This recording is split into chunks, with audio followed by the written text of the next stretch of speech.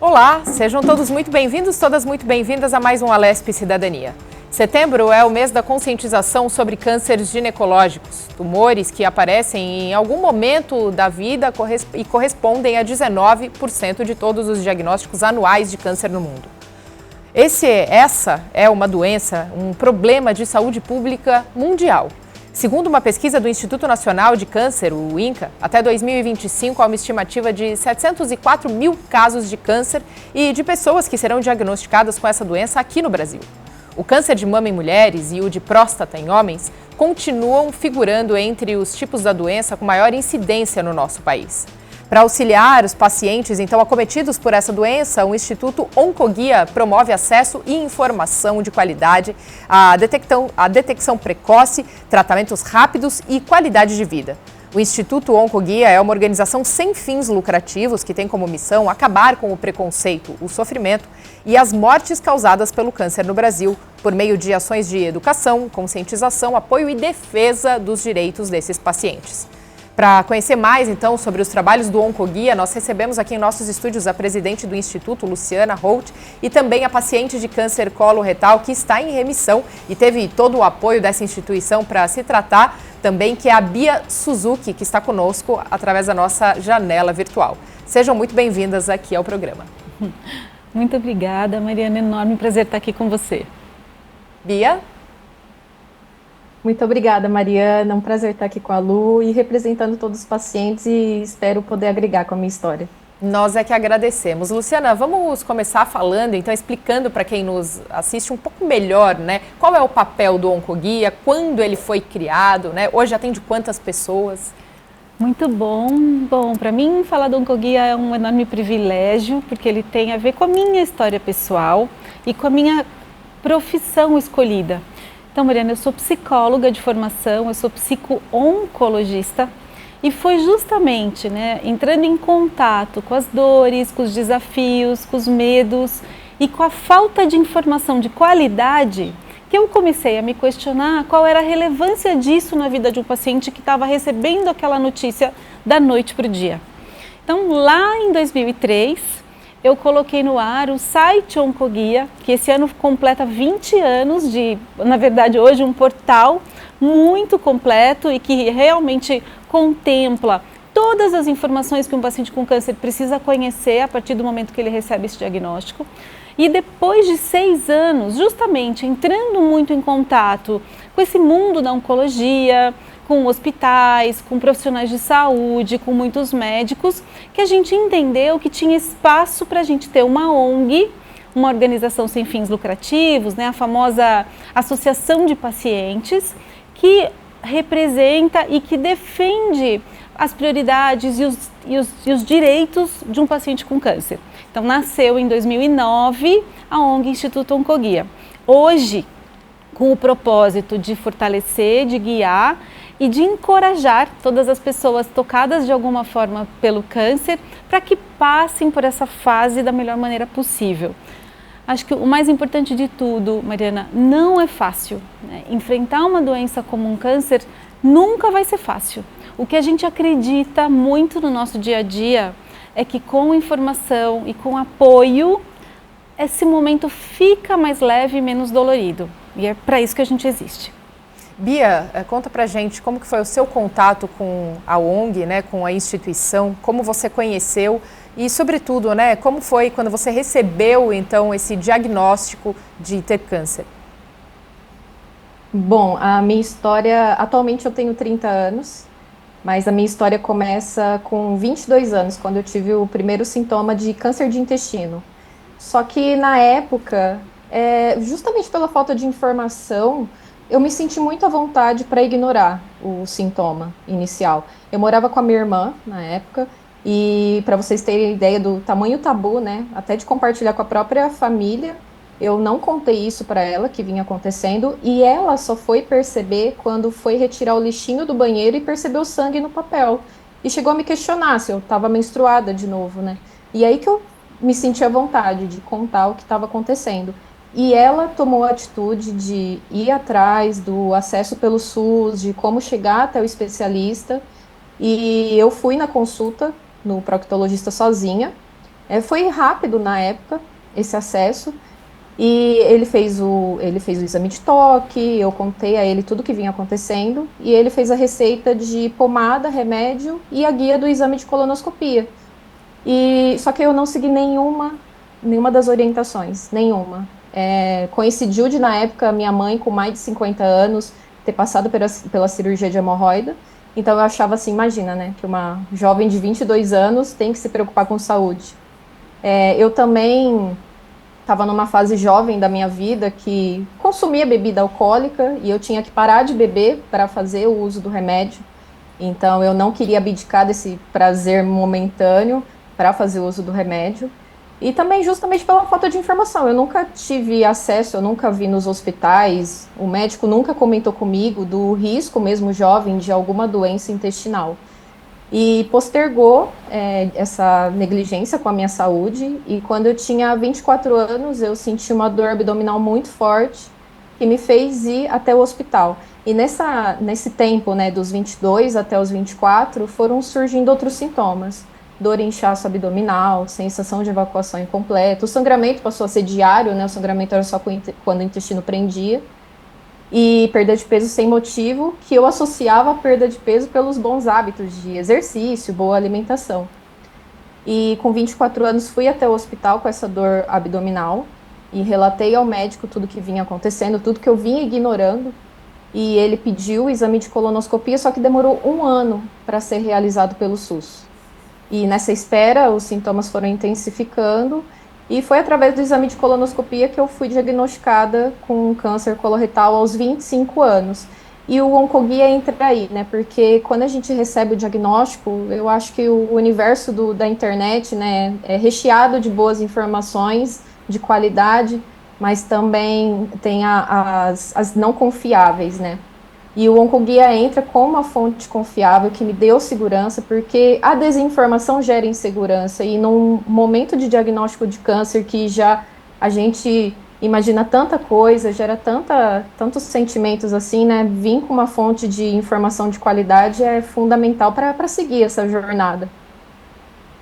Luciana, e aí como que é esse diagnóstico, né, em jovens, por exemplo, de cânceres, né, como o da Bia, por exemplo, coloretais, né, nesse caso, como a Bia disse, o jovem nunca acha que nada vai atingir a saúde dele, ignora grande parte dos sinais, e esse até um dos papéis aqui, né, do Alesp Cidadania, desse programa, dessa emissora, é desmistificar algumas coisas, né, levar para as pessoas, tirar as pessoas do senso comum. Então traz para a gente um pouco de números realmente, da incidência em jovens. Você sabe, Mariana, que a gente não tem esse dado oficial, né, olhando, talvez até o doutor tenha um número mais de números internacionais, né, a gente está hoje sabendo, o que a gente sabe é que a incidência em jovens está aumentando, né, então existe sim, sem dúvida nenhuma, um aumento entre os jovens, e acho que o que vale como principal alerta aqui da nossa conversa é que o câncer hoje, ele não escolhe. Ele não escolhe raça, ele não escolhe idade, ele não escolhe classe econômica. Então, quanto mais informado a gente tiver, eu escutei uma informação um relato tão potente outro dia de uma paciente, né, que é o quanto ela sofreu menos porque ela estava mais informada. Porque ela sabia minimamente, porque ela tinha tido uma experiência muito próxima de alguém com câncer, os desafios, o que ajuda, né, qual é a informação de relevância, e aí a hora que chegou a vez dela, ela de verdade relata que sofreu menos, né, que foi menos difícil. Jamais não vai ser difícil, né, vai ser sempre uma fase muito desafiadora. Então, acho que o nosso papel aqui é sim, né, lembrar que hoje comer bem, fazer exercício físico, não fumar, o beber tem que ser de forma muito controlada. Acho que tem um recado importantíssimo para os jovens, que é com relação ao uso do cigarro eletrônico. A atividade física, né? Tem 3 pontos que eu já ouvi até em algumas discussões médicas, que a gente chama de tríade maldita, né? Que é não fumar, o controle do sedentarismo, então não ser sedentário, e a importância de fazer atividade física, né? Então, tem que conectar muito bem essas três coisas hoje, e em especial com o câncer coloretal que a gente está falando. Então, o câncer coloretal, ele é o segundo mais incidente. Se a gente olhar separado, né, se a gente olhar para os homens e para as mulheres, o da mulher é mama, o câncer coloretal é o segundo. E nos homens é próstata, o câncer coloretal é o segundo. Então, a gente fala muito, né, do quanto o segundo lugar sim importa e o quanto a gente tem que falar mais a respeito dessa doença. Claro que a recomendação vai ser a gente cuidar mais, a gente fazer os exames ali a partir dos 45 anos, e aí a gente fala ou do sangue oculto nas fezes ou da colonoscopia. Tem toda uma recomendação mais atenta se você tem caso de câncer coloretal na sua família, então isso muda completamente, você tem que começar a fazer o exame 10 anos antes, mas eu acho que vale, né, essa informação, que ela não é restrita para os nossos avós, né, para os nossos pais. A gente vai ter que olhar assim com muito mais atenção. Acho que o relato da Bia, ele é muito potente por isso, porque acho que é uma faixa etária que se considera imune, né, que se considera não, comigo não vai ter. Né? Eu não vou passar por isso. Então, este recado, apesar de difícil para todo mundo, não é uma informação agradável da gente dar, mas ela é muito real. Isso vale para coloretal, isso vale para mama. Então, acho que tem aí uma informação muito importante que a gente está dando aqui hoje. Bia, e aí conta pra gente como que foi então que a Oncoguia, né, o Instituto Oncoguia te ajudou, né, a passar por todo esse processo, né? Como você falou pra gente, no começo você começou então a procurar, né, essa ajuda no Sistema Único de Saúde. Era uma coisa que eu conversava aqui com a Luciana nos bastidores, sobre a dificuldade, né, Luciana, dos pacientes terem esse acesso rápido ao tratamento ou ao diagnóstico, até mesmo por conta das filas, né, para realização de exames e de tratamentos, e isso tudo muitas vezes, a celeridade nesse processo é fundamental, é crucial para o desfecho lá na frente, né, do futuro desse paciente. O Oncoguia até atualmente vem me ajudando muito no trabalho deles, porque eu crio conteúdo atualmente para a internet, justamente para informar jovens como eu a não cometer o mesmo erro, negligenciando, né, sintomas. Então lá eu busco, antes de divulgar a informação, para ver se eu estou correta, para ver se eu não vou falar nenhuma bobagem nas minhas postagens. Mas na época do diagnóstico, um fato muito importante da colaboração do Oncoguia foi a questão de eu ser uma paciente PAR, que é paciente ativa e responsável. Quando eu recebi o diagnóstico e comecei e fui encaminhada para o hospital de câncer, aquele primeiro contato com o médico, até definir como vai ser o tratamento, eu achava que eu tinha que seguir todas as orientações da médica, sem me questionar, sem entender melhor antes o porquê que eu vou passar por isso, qual é a medicação, por que está acontecendo isso comigo. Então eu só aceitava. Só que isso vai alimentando uma insegurança, sabe? E fora que a gente acaba se comparando com outros pacientes, né, com outras jornadas. E vem aí, né, a questão de ser uma paciente ativa e responsável, de eu construir uma relação com a minha médica. A minha médica antes, para vocês terem ideia, ela não reservava um momento para eu tirar dúvidas na consulta, né, era só aquilo, acabou, eu saía, só que eu saía com mais dúvidas do que quando eu cheguei. E a partir do momento que eu me tornei uma paciente ativa e responsável, eu comecei a tirar dúvidas, levar dúvidas para ela, até eu repito algumas dúvidas em alguns retornos, mas ela começou a perceber que sempre tinha que reservar um tempo da consulta para tirar minhas dúvidas, porque aquilo era importante para mim. Até mesmo nos momentos nas consultas pré-cirúrgico, né, antes da cirurgia, nessa última mesmo, eu me senti muito mais segura de questionar ela tudo que iria acontecer no pós-operatório, porque eu fui mais segura e sabendo do que poderia acontecer, e não lá na frente ser pega de surpresa por uma coisa que já estava prevista, mas eu não tinha sido informada. Mariana, eu acho que tem uma coisa que a Bia está falando, né? Vou conectar aqui com o nosso dia a dia. Então, claro, a gente começou com o portal, então o portal segue sendo aí, acho que o nosso principal cartão de visita. A grande maioria dos pacientes nos encontra pelo portal. E aí a gente tem outros serviços que são importantes as pessoas conhecerem. Então, nós temos uma plataforma multicanal, que na prática é um número de 0800, Então, qualquer pessoa do Brasil inteiro pode ligar no Fale com Oncoguia, que funciona de segunda a sexta, das 8 às 18, e tirar dúvida, sabe? O que às vezes a gente escuta das pessoas é que às vezes é tão paralisante o diagnóstico que as pessoas não conseguem nem formular a dúvida. Então, conforme a Bia está falando, né, que ela vai entrando nesse universo, ela vai se informando, ela vai sabendo um pouquinho mais a respeito da doença, ela vai perguntando para o seu médico, mas por que esse tratamento, doutor? Ou então, qual é o objetivo desse tratamento que você está me oferecendo? As coisas vão fazendo mais sentido, as coisas vão se conectando, inclusive com seus valores pessoais, porque aquilo precisa fazer sentido para você. Né? Acho que isso é muito central e a partir do momento que você começa a ter dúvidas, você quer conhecer, você começa a saber que você tem direitos, você começa a perceber que problemas que você está enfrentando na sua vida podem ter sim uma orientação personalizada ou até mesmo um momento que você está se sentindo ali muito sozinho, você também pode ser acolhido. Então essas são as nossas 3 frentes que as nossas atendentes especialistas assumem esse papel de esclarecer dúvidas, por exemplo, de direitos, ter uma lista de direitos que todo paciente com câncer precisa conhecer. Tem questões muito difíceis, muitas vezes relacionadas à fila do SUS, ou até mesmo, não é porque eu tenho plano de saúde que vai ser tudo fácil. Até mesmo relacionado ao plano de saúde, tem negativa do plano, o plano demora, às vezes precisa sair um resultado de um exame, demora. E o paciente fica ali, muitas vezes, perdido, né, nessa confusão de falta de informação, que a gente consegue. Fala, pera, deixa eu ver onde você está. Então, vamos te ajudar, vai aqui, vai ali. Pode não dar certo, Mariana? Pode. Mas a gente segue ele junto, sabe? Então, é muito importante que o paciente ligue de volta. Ó, empacou aqui, não estou conseguindo caminhar. Eu continuo recebendo essa resposta do meu plano, a gente sabe o que está no rol, o que não está no rol. Então, tem um nível de conhecimento que as nossas atendentes têm que assessoram o paciente nesse momento.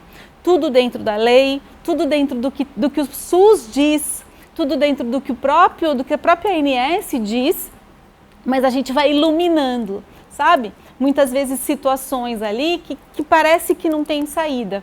E a gente tem também os pacientes que muitas vezes nos procuram porque estão precisando conversar. Então, claro, as nossas atendentes estão à disposição para ouvir, mas nós também temos um serviço que são as nossas rodas de conversa, que acontecem toda quinta-feira, que aí sim é um espaço moderado por psico-oncologistas, onde os pacientes ou familiares participam para falar especificamente sobre os seus sentimentos. Então, acho que esses 3 serviços são muito importantes que todo paciente com câncer conheça, né? Então, o portal, o nosso 0800, vou falar o número, pode? Claro. Então, é o 0800 773 1666, mas também pode escrever pelo WhatsApp, pode escrever pelas redes sociais. Onde você entrar ali do Oncoguia, você consegue chegar nas nossas atendentes. E as nossas rodas de conversa. Bia, traz pra gente, né, você foi muito jovem quando começou, ainda é muito jovem, né, mas era mais jovem ainda quando começaram os sintomas, quando você descobriu também, né, qual foi a importância de você ter esse acompanhamento psicológico, né, hoje nós estamos aqui com a Luciana, né, que é psicóloga de base, e sabe a importância para o tratamento, né, para todo esse, é o que você disse, né, Luciana, se der certo ou se der errado, quão importante é você poder falar com alguém, né, compartilhar aí suas experiências, etc., suas dúvidas, seus anseios, suas aflições, no meio de todo esse percurso. E aí quando a gente fala de um público jovem, né, aí na casa dos 20 e poucos anos, é pior ainda, né, ter que lidar com esse diagnóstico. Quando eu recebi o diagnóstico, a minha primeira atitude foi entrar na rede social e procurar algum outro paciente que tivesse o mesmo diagnóstico que eu. E eu não achei ninguém. E isso, eu senti falta de poder ter uma inspiração, sabe? De poder alimentar a esperança em dias melhores. E é o que eu faço hoje em dia, né? Para pacientes e familiares. Eu acho que toda essa rede de apoio, né, é muito importante. Porque ali a gente se acolhe, ali a gente se identifica com a vivência um do outro. E da parte profissional, né? Eu lembro que dentro do Hospital do Câncer foi o meu primeiro contato com o profissional de psicologia. Eu nunca tinha feito terapia antes e foi ali que eu descobri o quão importante era cuidar do sentimento, né? Hoje em dia eu percebo que os pacientes, eles ainda são muito bloqueados por essa questão de terapia, mas eu tento explicar para eles essa importância, e principalmente, né, além da terapia, da psicologia, tem toda a equipe multidisciplinar, principalmente de nutrição, né, eu mesmo o acompanhamento nutricional foi muito importante em todas as fases, pré-cirúrgico, pós-cirúrgico, fase com ostomia, época de quimioterapia, e muitas vezes também vem um desafio do paciente SUS saber como ter o acesso a esse profissional, né? Tanto pelo plano de saúde quanto o paciente SUS, ele tem acesso a esse profissional, só tem que saber como chegar nesse profissional dentro daquele hospital que ele está fazendo o tratamento. Luciana, a gente vai ter aqui na casa, na Assembleia, no dia 22 agora desse mês, né, 22 de setembro, um evento muito importante, que é um fórum temático sobre câncer de colo retal, justamente para trazer e discutir, debater essas desigualdades no acesso que a Bia está trazendo para a gente. Inclusive, a Bia vai estar presente no dia, vai ser uma das palestrantes também. Qual a importância de jogar luz sobre esse tema, principalmente numa casa legislativa, né? Você falou sobre o acesso ao SUS, por exemplo. Existe um deputado aqui na casa, que é o Rafa Zimbaldi, do Cidadania, que então ele teve um projeto de lei aprovado que obriga então com que o sistema único de saúde, com que os convênios então não cessem nenhum tipo de tratamento para pacientes com câncer, pacientes com transtorno do espectro autista, por exemplo, e diversas outras doenças, coisas que a gente sabe que acontece. A partir do momento que veio o diagnóstico, como isso vai encarecer para os convênios, então os convênios começam ou a cortar, que é o que você estava falando agora, né, ou limitar. Então, quão importante também é ter esse olhar do parlamento? Não tenho dúvida. Hoje a gente fala que o câncer é um problema de todos nós. E poder contar com o envolvimento dos parlamentares faz muita diferença. Porque hoje nós precisamos cada vez mais de que as nossas políticas, inclusive, sejam criadas olhando para as evidências. Então, quando a gente tem uma situação, por exemplo, que hoje a gente sabe que o câncer está saindo ali, claro que a grande maioria continua sendo para pessoas com mais de 50 anos, mas a gente começa a mudar esse perfil, isso precisa ser levado em consideração. Então, será que já é um dado que significa que nós precisamos de uma política que comece a garantir que o exame comece mais cedo? Talvez não, Mariana, mas essa informação precisa ser discutida ouvindo todos os envolvidos, sabe? A decisão precisa, primeiro, que todos os especialistas sejam realmente ouvidos, para a gente falar, bom, talvez ainda não seja o momento. Por exemplo, uma bandeira que a gente vem defendendo muito nesse momento é que o Brasil hoje a gente tem programas oficiais de rastreamento do Ministério da Saúde para mama e colo de útero. A gente ainda não tem para câncer de intestino, né, que é o nosso câncer coloretal que a gente está falando aqui. Será que a gente já está preparado? A gente está falando do segundo mais incidente, a gente está falando de uma situação complexa que muitos pacientes já descobrem a doença numa fase mais avançada. Fazendo a colonoscopia, a gente muda essa realidade. A colonoscopia permite literalmente prevenir o câncer coloretal, porque é um exame que você consegue, ainda durante o exame, você vai lá e se tem algum pólipozinho, você tira. Se você tira, acabou. Né?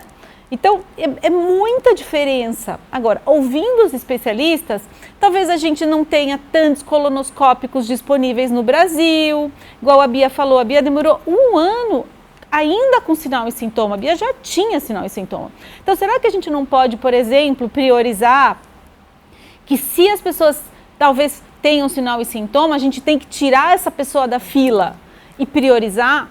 É diferente de uma pessoa que está fazendo assintomática. Então, a gente quer discutir tudo isso, né? De verdade, inclusive a gente vai ter de maneira online o Ministério da Saúde, o INCA, que são os responsáveis pela criação das nossas políticas públicas no Brasil. E, claro, a gente quer ouvir os especialistas, porque o que a gente vê hoje é que, sem dúvida nenhuma, existe uma interferência muito grande dos determinantes sociais de saúde com relação ao acesso, que é o que você mesmo falou. Então, claro, que pessoas que são mais pobres, que dependem do SUS, até mesmo, às vezes, pessoas que a gente sabe de raça negra, essas pessoas hoje sofrem muito mais para conseguir ter acesso a um tratamento mais efetivo, mais ágil, do que, por exemplo, quem tem um plano de saúde, sabe? Então, a gente quer olhar para todas essas questões, para pôr luz e conseguir mudar de alguma forma. Bia, nós estamos nos encaminhando então para o final desse primeiro bloco, mas eu gostaria de encerrar então com uma mensagem sua para quem nos acompanha, para quem assiste esse programa. Eu agradeço muito a Alesp por esse convite, por essa participação. E a mensagem que eu quero deixar para pacientes e familiares é que não desacredite do seu caso. Existe um fator que nem o médico e nem a ciência controla, que é o que o paciente faz por você mesmo. Então, acredite em dias melhores, peça ajuda, o risco de pedir ajuda é de ser ajudado, tá aí o Oncoguia fazendo um trabalho ótimo, tem aqui do outro lado, né, pacientes também querendo amparar outros pacientes nessa jornada, e para jovens que estão com sintomas, por favor, investigue diagnóstico precoce, aumenta as chances de cura. Além disso, existem tantas outras doenças intestinais que precisam de diagnóstico e tratamento, então priorize sua saúde.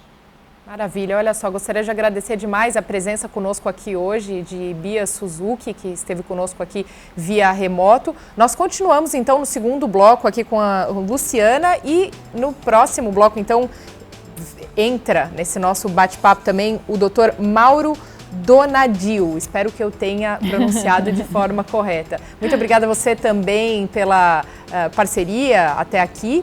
Então, nós vamos para um rápido intervalo. Daqui a pouquinho, a Alesp Cidadania está de volta com mais debate sobre câncer de colo retal.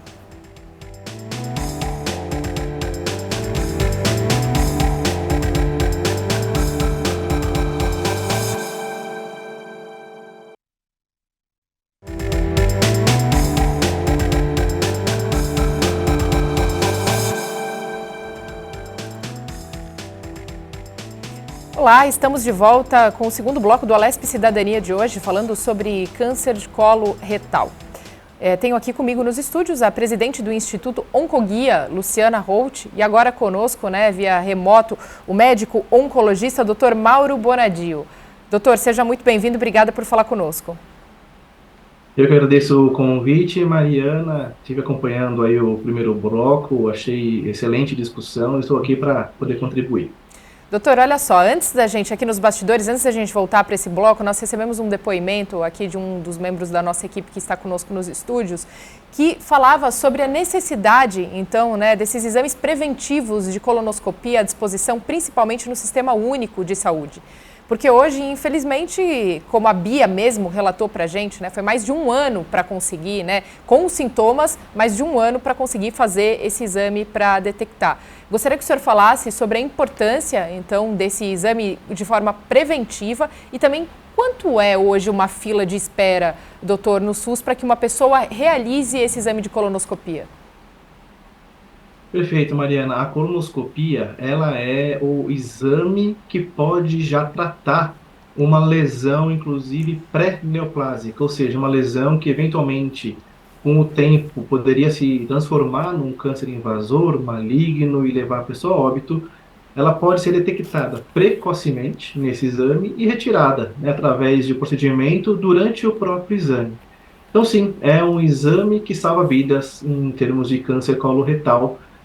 Nós temos a recomendação de fazer esse exame a partir dos 45 anos de idade. Essa idade ela já baixou do que era recomendado previamente. A recomendação antiga era a partir dos 50 anos.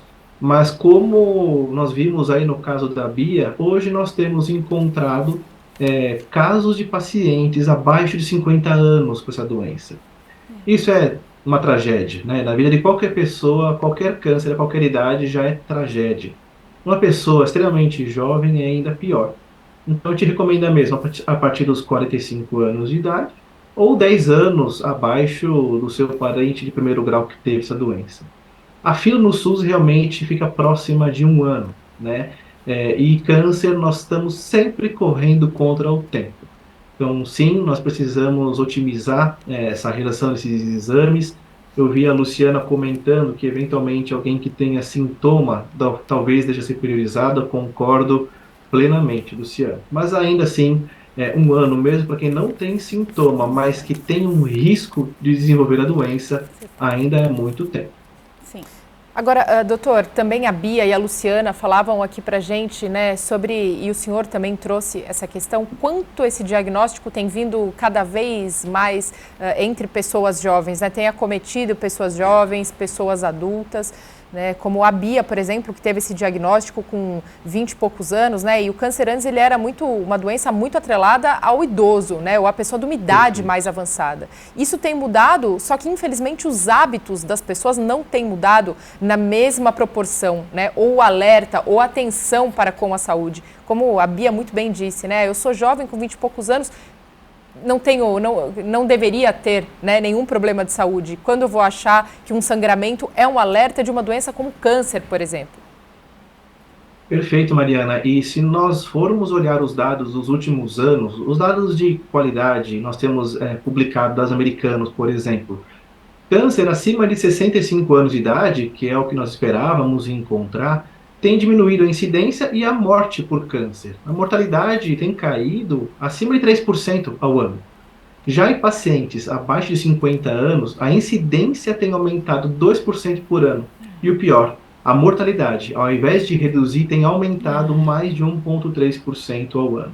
Sim, o causa disso é que a população mais idosa provavelmente tinha hábitos de vida melhores e recorreram mais aos exames preventivos. Hoje em dia, a população mais jovem está sendo exposta a uma condição pior de saúde, em termos de hábito de vida, dieta, estilo de vida e, eventualmente, atraso para procurar ajuda e atenção médica, por exemplo, fazendo uma colonoscopia. Agora, falando sobre o câncer de colo retal especificamente, né? Qual é a predisposição? Mais em homens, mulheres, né? A Luciana trouxe aqui pra gente que tanto em homens quanto mulheres figura em segundo lugar, né? A gente sabe que tem também essa influência hereditária também no câncer de colo retal, né? Mas hoje ele acomete mais qual parte, qual idade? Olha, Mariana, não escolhe muitas pessoas para cometer, não. A Luciana tem toda a razão. Não escolhe cor, não escolhe condição socioeconômica, nem sexo. Então, tá no topo, né, das doenças mais acometidas, neoplásicas, tanto em homem e mulher. Tá lá no pódio, câncer coloretal. Agora, se nós formos ver Brasil, nós temos uma incidência maior no Brasil na região sudeste, centro-oeste, menor no norte e nordeste. E isso está muito mais atrelado, mais do que composição genética, estilo de vida, né? Riscos, dieta, obesidade, sedentarismo e assim por diante. É claro que quando nós temos um caso de uma paciente muito jovem com câncer coloretal, nós devemos sim suspeitar de uma condição hereditária, uma condição genética, e sim, o ideal é que essa pessoa seja avaliada por um oncogeneticista, para ele fazer uma árvore genealógica, ver quais são os casos na família, com qual idade, e ver se tem algum indício mesmo de se proceder um teste genético, inclusive. Perfeito. Então, pelo que o senhor está falando, né, por essas regiões, né, de maior incidência, o principal motivo são realmente fatores externos. Exatamente, Mariana. A causa do câncer é multifatorial. Tirando um caso ou outro que tem a mutação genética específica, a população em geral que vai acabar sendo acometida por câncer, e essa chance ela é bem elevada, né? 10% dos pacientes da população terá um câncer coloretal durante a vida. A causa é multifatorial e existe sim um forte componente externo, né? Então, hábitos de vida, sedentarismo, por exemplo, consumo de carne vermelha, baixo consumo de frutas e verduras, enfim, álcool e cigarro com certeza contribuem para o desenvolvimento desse câncer. Perfeito. E aí, Luciana, é importante novamente a gente resgatar agora com o doutor, né, a importância desse acompanhamento psicológico também em todo esse processo, né, aproveitando que a Luciana, além de fundadora do Oncoguia, é também, né, psicóloga de base, então voltada inclusive para o tratamento de pacientes oncológicos. Né? Olha, Mariana, você sabe que hoje o que a gente mais sabe é que quanto mais esse paciente for cuidado por diferentes olhares, sabe? Obviamente melhor, né? E com mais qualidade de vida, mais adesão ao tratamento, e inclusive melhores desfechos clínicos a gente está falando. E aí é todo mundo mesmo, sabe? Eu tenho falado, inclusive, Mariana, do quanto a ONG pode entrar também nessa equipe multiprofissional, sabe? Porque a gente existe para complementar e para colaborar com todo esse cuidado do paciente. Então, assim, nossa lista é tão grande, então, né? Acho que se a gente conseguisse garantir que todo paciente fosse minimamente olhado pela psico, pela nutri e talvez por um preparador físico, acho que o paciente já ganharia tanto, sabe? Claro, eu nem estou incluindo aqui a enfermeira, porque para mim a enfermeira já está, né, doutor? Tem que ser, né? Tem que ter, todo paciente tem sua enfermeira para chamar de sua, sabe? Porque faz muita diferença hoje o paciente olhar para o que ele está comendo, não ficar sedentário, inclusive o paciente. Eu tenho ouvido cada vez mais, assim, literalmente os médicos prescreverem atividade física para o paciente no meio do tratamento, né? O paciente fala, mas eu estou cansado, né? A atividade física é para combater esse cansaço, sabe? E obviamente, né, esse olhar para os altos e baixos emocionais, porque é muito perigoso o paciente, por exemplo, não conseguir identificar o que é uma tristeza de uma depressão, sabe? Então, se de repente o paciente entra ali num processo crônico de uma tristeza que não para, isso pode ser sim uma depressão que precisa ser tratada. E aí eu não estou nem falando só de um acompanhamento psicológico, talvez precise entrar inclusive com medicamento, com um acompanhamento psiquiátrico.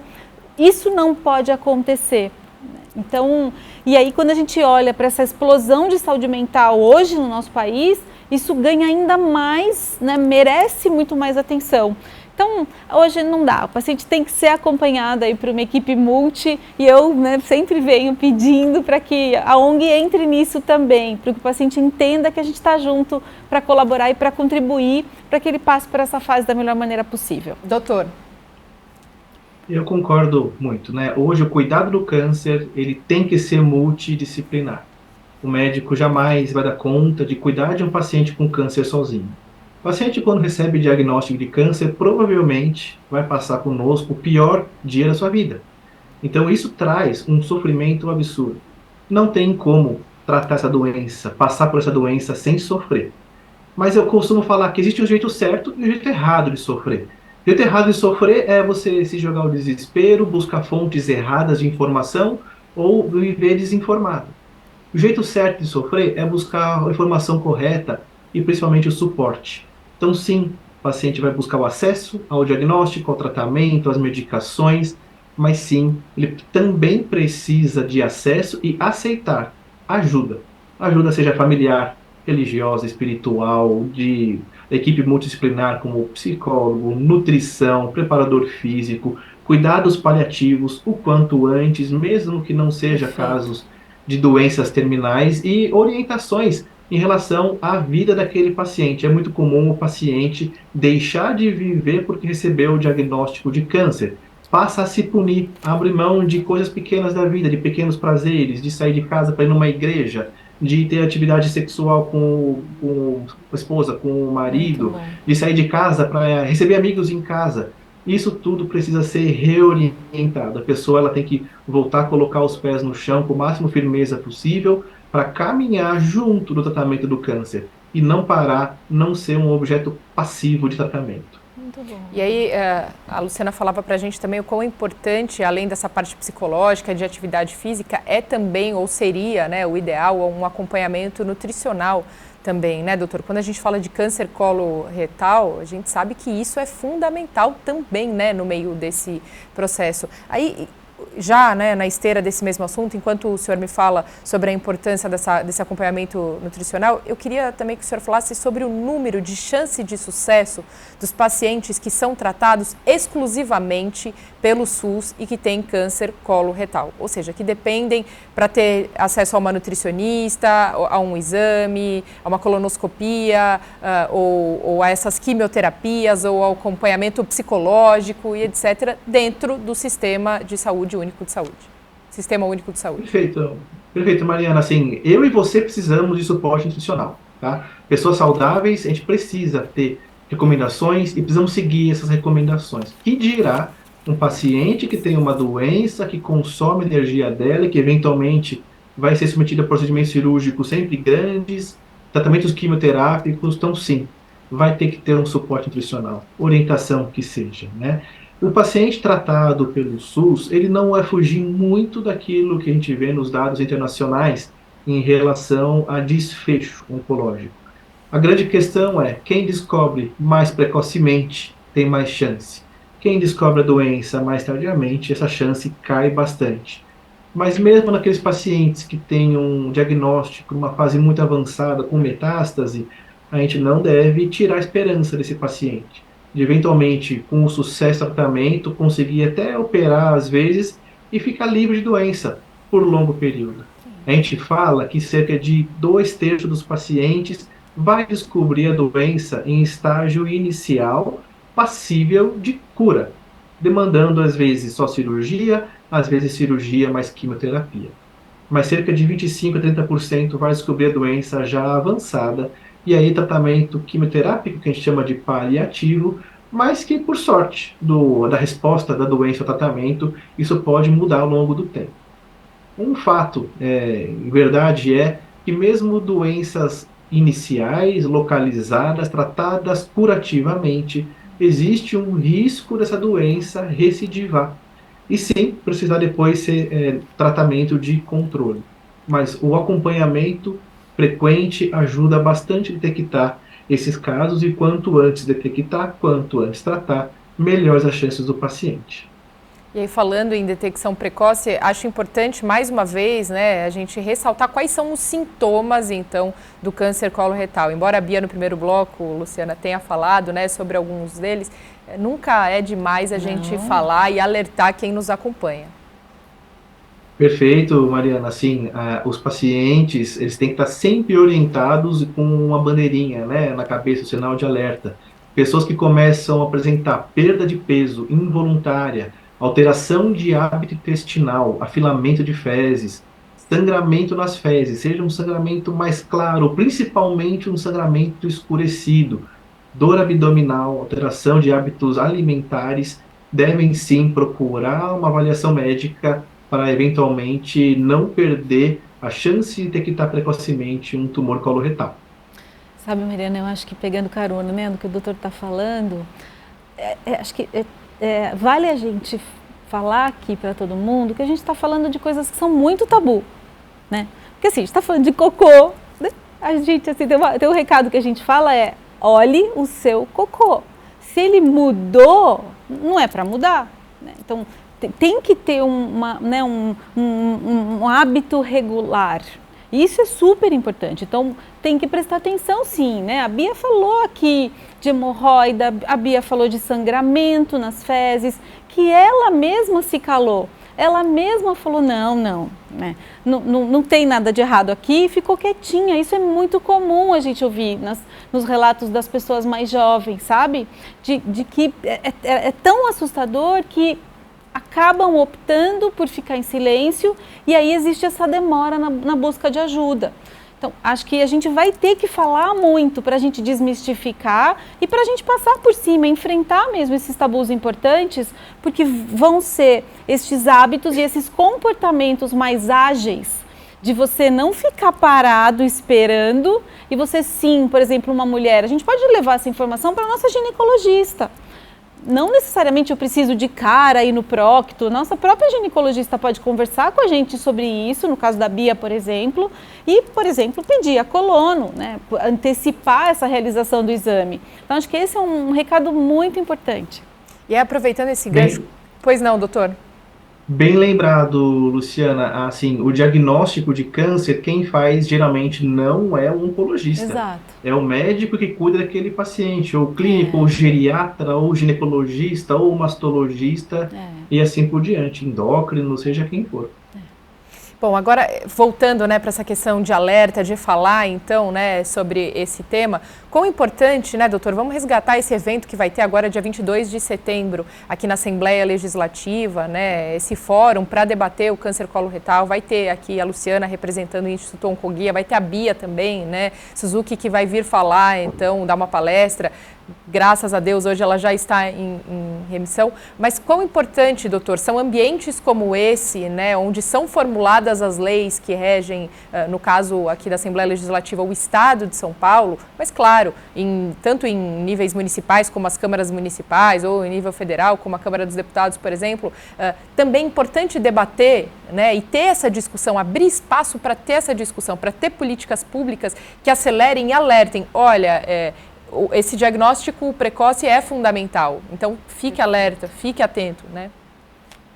Perfeito, Mariana. Se a gente não contar para quem pode realmente fazer diferença em termos de políticas públicas, se não contar o que está acontecendo, a real demanda, não tem como ele saber somente por pesquisa. É claro que os dados das pesquisas ajudam muito, mas as ideias vêm das pessoas, né? Então, ter um espaço como esse que vocês estão proporcionando hoje, como que vai ter no dia 22, para debater o que nós temos de demanda no Brasil, possibilidades de otimização, tanto de custos quanto de acesso, é fundamental para a gente começar a inverter um pouco essa história, principalmente em pessoas mais jovens com câncer. Porque o câncer ele não tem que ser uma fatalidade irreversível na vida das pessoas. Não, ela pode ser uma doença prevenível, pode ser eventualmente uma doença curada, e a gente tem como otimizar cuidados e recursos para atingir o sucesso. E aí, Luciana, acho que vale a pena a gente voltar naquela história de quem pode participar desse fórum, né, que vai acontecer no dia 22. A Assembleia Legislativa é aberta, né, para todo o público, para todas as pessoas, mas qualquer pessoa pode vir acompanhar, então, os especialistas que vão estar aqui falando? É a mesma coisa. Para a gente, o câncer é um problema de todos nós, então estão todos convidados, do paciente ao profissional de saúde, ao gestor, ao parlamentar. O que a gente quer é quanto mais pessoas, obviamente, envolvidas na causa, estejam mais, né, capacitadas, tenham mais acesso à informação, muita informação de qualidade, a debates muito qualificados, porque é assim que a gente acredita que a gente pode mudar. Então, acho que esse é um convite muito importante. Sem dúvida. Doutor, fala pra gente, então finaliza, né, deixando também uma mensagem, um convite para quem nos acompanha, um alerta, né, na maior parte das vezes também, para que essas pessoas tenham atenção com a própria saúde, e não só com a própria saúde, mas quão importante foi também o movimento que a irmã da Bia fez, né? A Bia estava omitindo uma questão, mas a irmã soube ter esse olhar com o outro e falou, olha, tem alguma coisa que não está errado, que não está certo. Perfeito. O câncer é uma causa da sociedade. É uma causa de cada um de nós. Não é culpa de políticas públicas, não é culpa de questões psíquicas, de traumas do passado. Então, o câncer é uma causa de todos nós. Todos nós devemos cuidar, buscar informação do que fazer para prevenir, buscar informações sobre os sinais e sintomas para detectar o quanto antes, buscar ajuda assim que tiver uma suspeita, lutar por melhor acesso, promover política pública, participar do debate, por exemplo, está sendo proposto, que isso é uma causa realmente da sociedade.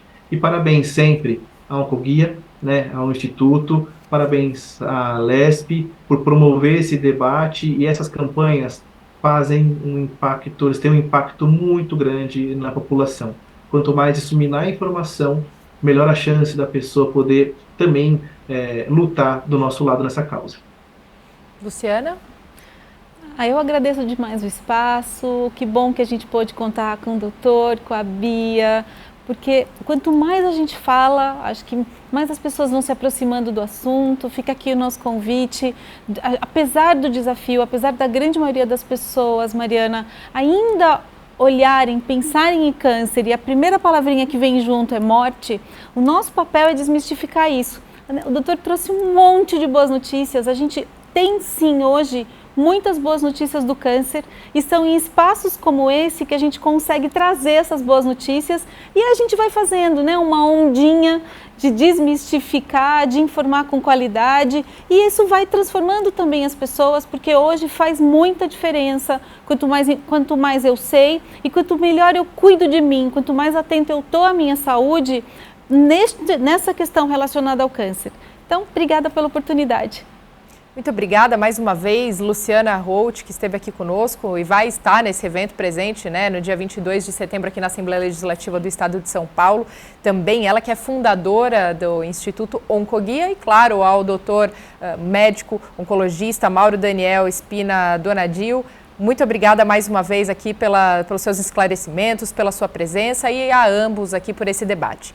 Claro, mais uma vez, obrigada a você que nos acompanha de casa ou pela internet. Lembrando que a sua companhia e a sua presença faz toda a diferença aqui na Rede Alesp. Esse foi mais um Alesp Cidadania. Nós nos vemos no próximo.